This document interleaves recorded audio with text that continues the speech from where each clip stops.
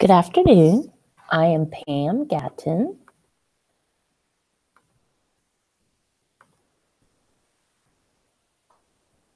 And this is a webinar on classroom creation tools students and teachers love.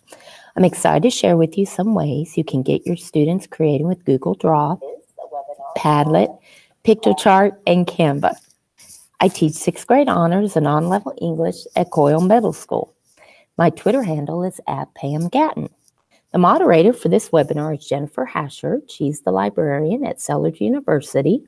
Her Twitter handle is @JenHashard. As far as technology goes at Coyle, I'm one of the one-to-one device pilot teachers. I have a cart of Chromebooks in my classroom. This has been like this since we started second semester. It is wonderful. I'm really able to have a 95%, I would say, paperless classroom using Google Classroom. Having the devices every day has really provided the time and access to students to get to the creation part of technology in the classroom. The students have really created some neat things using the tools I'm going to share with you today. Having my students create either individually or collaboratively is one of my favorite things to do in my classroom. Student creation and collaboration hits Wicker and the higher levels of Bloom's. It also allows ELL students to be on an even playing field language-wise as students who aren't ELL. It's also lots of fun, so it's a win-win for everyone. My goal for this webinar is for you to have a few tools in your student creation toolbox. Hopefully you will be inspired by what I will share today to use these tools and others to have your students collaborate and create. The ISTE standard that this session falls under is the Creative Communicator Standard. This standard is students communicate clearly and express themselves creatively for a variety of purposes using the platforms, tools, styles, formats, and digital media appropriate to their goals. The digital student creation tools that I'm going to discuss in this webinar are, like I said before, Google Draw, which is one of my new favorites. I've just recently discovered it. Padlet, which I love, Piktochart, and Canva. I use all of these on a weekly basis. The students really enjoy creating with these. They're actively engaged as we are using them. The other great thing is that Google Draw and Padlet directly link to your Google account. So you can sign up and sign in with Google. I love any type of digital tool that is blended with Google. It makes it so much easier for myself to log in and for the students to log in. Piktochart and Canva give the students a beginning experience in graphic design, which could lead them to realizing that that's a career they would enjoy when they are adults. There are so many great student creation tools and sites. So right here is a link to a Symbaloo that shows a lot of great choices. Hopefully it'll come up here. There's so many different tools that you can use. Let's see if it's going to come up. Here we go. Hopefully it'll come up. There we go.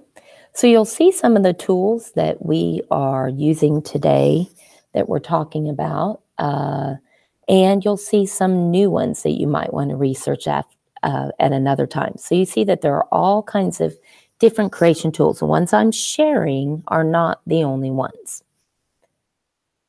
So let's go ahead and get started. Let's talk about Google Draw. This is a fairly new tool to me, but I love it. It's like a digital poster board or a big digital sheet of paper. It has a few things that you can add: text, images, shapes, and lines. That's it, which makes the Google Drawings learning curve pretty low for students. When you're done with drawings, you can go to File, Download, as to save the file as an image file, a JPEG or a PNG, or a PDF file. You can also share it with your students. You can share it through Google Classroom. It is such a powerful tool and has so much creativity potential. Some things students can create with Google Draw are graphic organizers, webs, timelines, brain-friendly visual note-taking, digital one-pagers, which we're going to talk about, interactive projects, multimedia posters, infographics, and the list goes on and on. Basically, it's up to you and your creative engines on how you want to use it. Here's how I've used it so far in the classroom. Like I said, I've recently discovered it. So in researching for this webinar, I found many more neat ways to use it. But I have used this with my students. I teach Springboard for half my classes for English. And what you have to do in Springboard is every unit has an embedded assessment, a writing piece.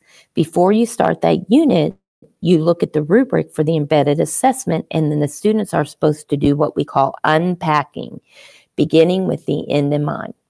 So what they do is they look at the rubric, and they get together with butcher paper, and they take on the rubric what they feel is important and should be in the final embedded assessment writing piece. Well, what I had the students do was to do a digital unpacking. So instead of them doing it on the butcher paper, they're doing it on the Google Draw. So basically, this one student was the team lead, and that student then shared it with their teammates, and they typed all at once and created this Google Draw. And then the team lead uploaded it into Google Classroom and shared it with me. And then we picked the best one and loaded it into the About section. And then as the students were writing the piece, they could reference it and look in the About section for what needed to be in their embedded assessment. Another way I have done it is we read The Raven over Christmas, and we took a different story element, and the students had to find text evidence in The Raven for each of the different story elements, collaboratively type, and then share it again. So those are two ways with webs that you can actually, as a beginner to Google Draw, can start out, have a great collaborative piece created. Now that my teaching partner next door did a Valentine's unit, and what she did is she was teaching point of view. So she uploaded a picture into Google Draw, found a cute little funny Valentine picture. And what the students did is she grouped them in groups of 4, and each person had to collaboratively type on the document, on the canvas, as we say, the Google Draw, and they typed from a different point of view. So this person typed from Zoe's point of view. This person typed from the gift box point of view. This person typed from Josh's point of view. They named the girl and the boy. So they did all first person there, and then another person had to type from the third person point of view. And then they shared it. They did a gallery walk and shared it. So it was a very easy way to do a collaborative piece where you're talking about point of view, getting to the higher levels of blooms. So those are two ways that I have actually used it in the classroom. Now we're going to take a look at another way to use Google Draw.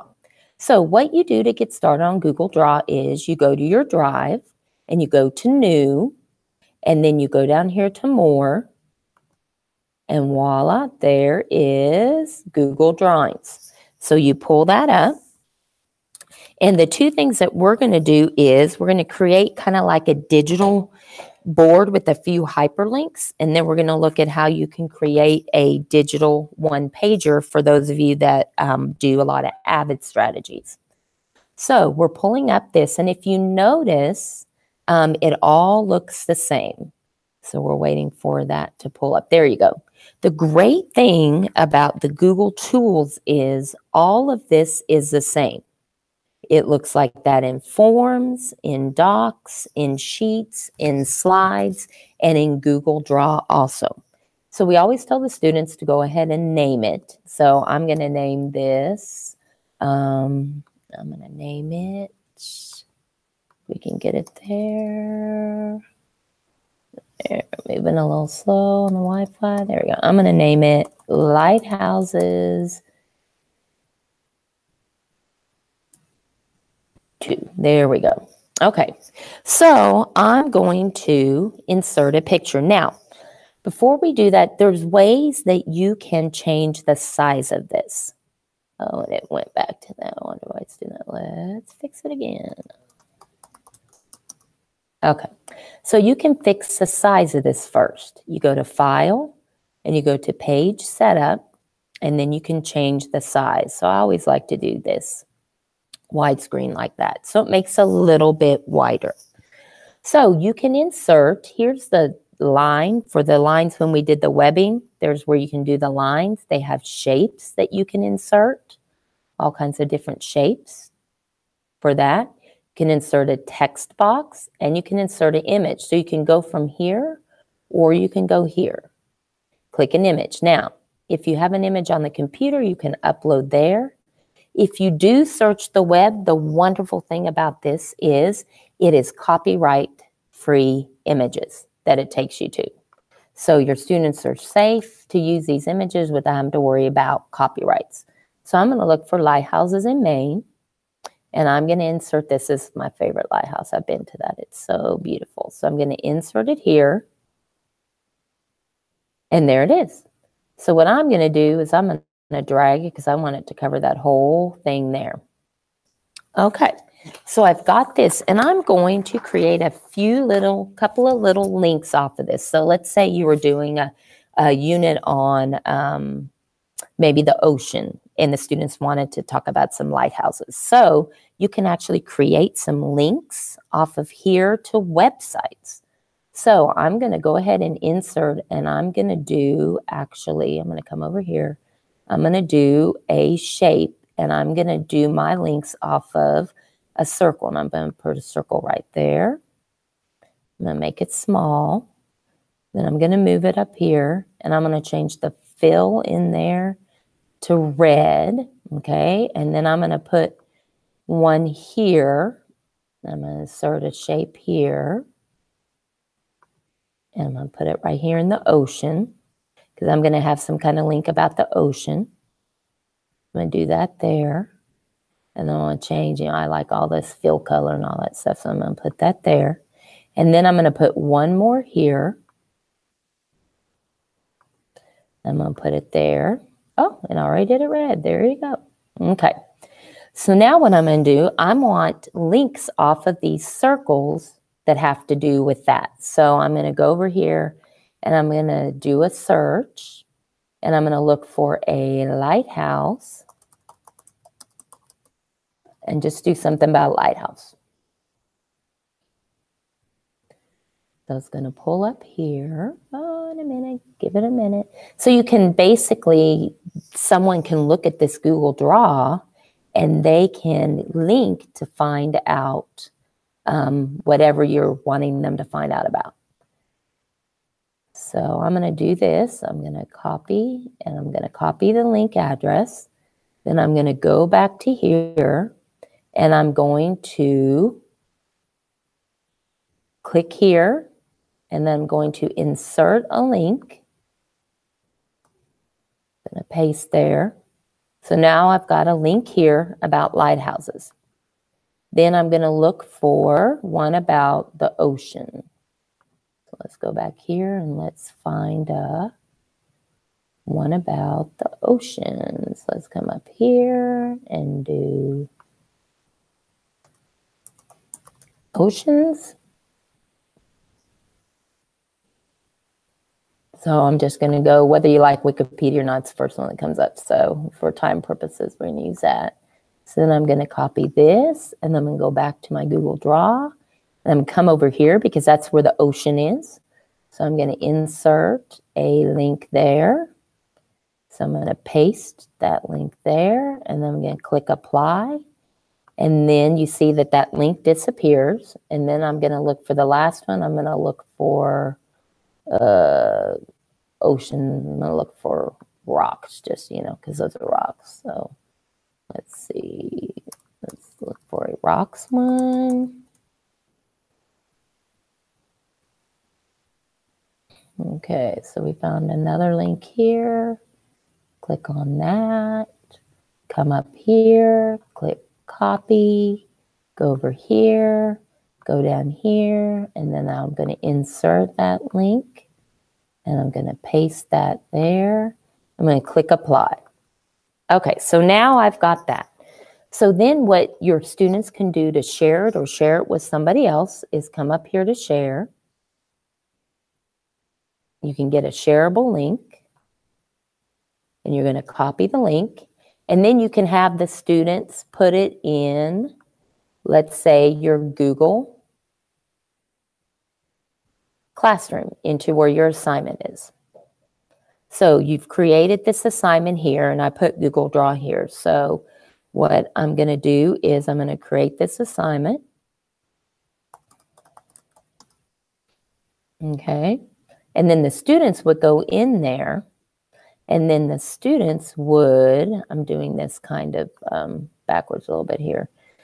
The students would put their link in, but I'm going to show you kind of what it would look like with that. So you paste that link in. Then what happens is when you click on that link,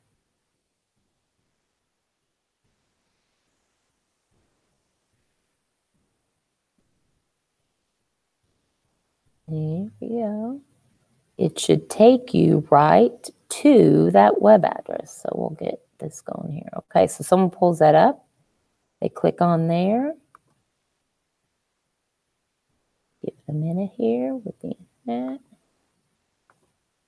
Okay, and you would go to view just to get this going here. Let's see. We've got it there. So the thing that's supposed to happen is when they click on it, then it would take them. I don't know why it's not doing that, but when they click on it, they don't see the web address. It just takes them right to that web address. And then they can do their research there. If you wanted to set this up so that the students could do that, and you put the links in, you can click on there, and then you've kind of streamlined the links that the students can go to. Sometimes with the students that they look all around and takes them, 10, 15, 20 minutes to find a link. Here's another one that we did, that I did earlier, and it should take them right there to the link. Okay, well, for time purposes, we'll go. Anyway, so that's a great way to do a hyperlink and to share some neat things about Google Draw. And the students, like we said, can create it themselves, or you can create that. Now, another thing that you can do on Google Draw is you could actually create a digital one-pager. So here's an example of one that I found on the internet where they used Google Draw and they used word art. So once again, if you want to create this, you'll go to your drive, go to New, go down here to More, go to Google Drawings, and this is where you can really be creative with this. So here's an example of one that I did earlier that I made. Let's say you were teaching, if I know a lot of us are middle school, but you can import these pictures and create a digital one-pager. They can type on it. So how you would do that is you would get over here to Google Draw. Eliminate that. Give it a minute here. Here we go. Same thing here. You've got the same toolbar. So you're going to go here and you're going to, if you want to, change the size of it. So give us a minute. There we go. So once again, we go to page setup. Go here to widescreen.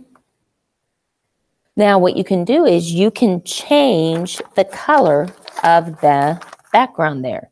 So how you do that is you're going to right-click here, go to background, and you can change all of these colors. So that's how I made it blue. Then you can also insert some word art to make that fun, different fonts. So whatever you want to type here, you can type there. And then you can change the word art. You can move it. You can do this, make it larger, all that good stuff. You can also insert pictures in here. Once again, copyright free, so no issues like that. You can insert this in there. insert that. And it gets put in there. And then you can also insert a text box here to type whatever you want to type.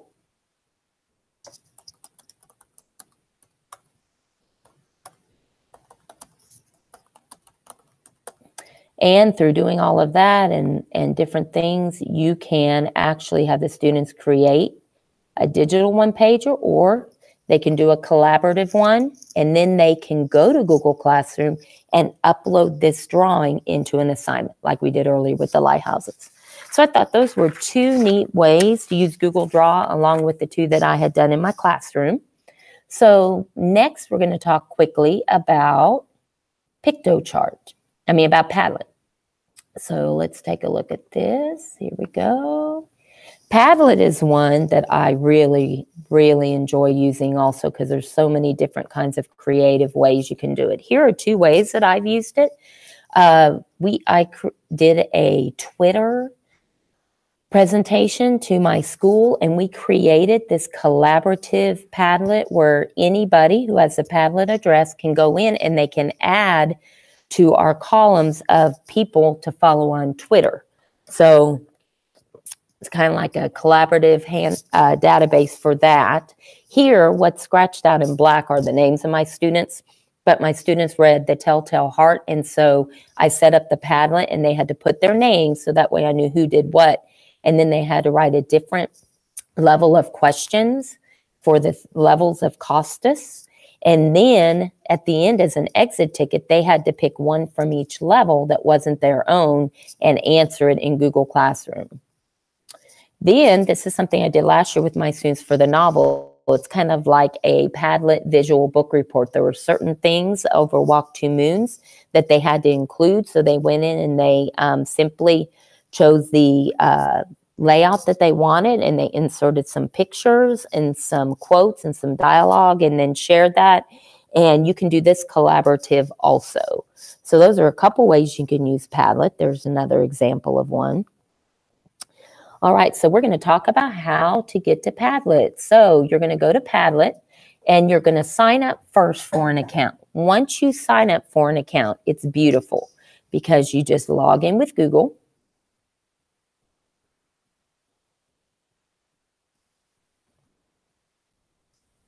Here we go. Give it a minute with our Wi-Fi. I'm going to delete some of these windows here. Maybe that'll help. Okay, and so then sometimes it has you go ahead and go through here. There we go. So what comes up if you've used it for a while is copies right here will come up of all the Padlets that you've done in your class. So to create a Padlet, you simply click Make a Padlet.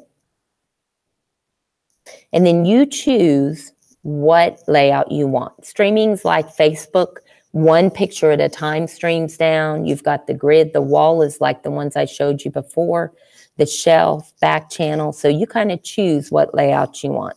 We're going to go ahead and choose the grid.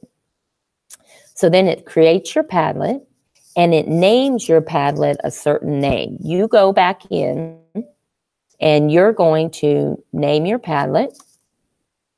So I'm going to name this webinar. And then you can put instructions to the students on here. So you can say, post one thing you liked about the webinar. Then you go in and you choose whatever background you want. I'm going to go ahead and choose that. Then you click, going to keep that there. You click next. And then you make sure that it's on secret, but the people with access can write on it. Then you click next there, and it says start posting. So it's free for people to start posting by pressing this plus button, but you want your students to do it. So you click share, and then you click share export, and then you can copy the link to that Padlet. Then you can come back to your Google Classroom. You can create an assignment or an announcement, and you can put webinar Padlet. You put the link in there. Just like that. You click add link, you click assign, and then the students will click on that in Google Classroom once it pops up, and then they just have to log in. They don't create an account. They log in through Google, and if they're using Chromebooks, they're already logged in. So that's another great tool that you can use. Now, for time purposes, we're just going to quickly, I'm going to show you Piktochart and Canva. So Piktochart, you do have to create a free account, but you can log in through Google. And actually, if you saw my Twitter banner that I sent out for this webinar, it was created all on Piktochart. You can create an infographic. Here it is right here. This is what I created, all on Piktochart. You can create a presentation, a printable. When you go in and create one, you can import pictures and all kinds of things and text and everything. So it's really, really an easy tool to me, and most everything on there is free. Canva is great. You have to go in also and create an account at first. It's a little bit tougher to log into because sometimes the Google won't work, and some of the Canva stuff is not free. So it's another tool if you just like to try different tools for that. It's another one you can try. After me trying Piktochart, I really enjoy that one better. I thought it was a lot more user-friendly. So I guess, we'll leave a few minutes here for questions or comments.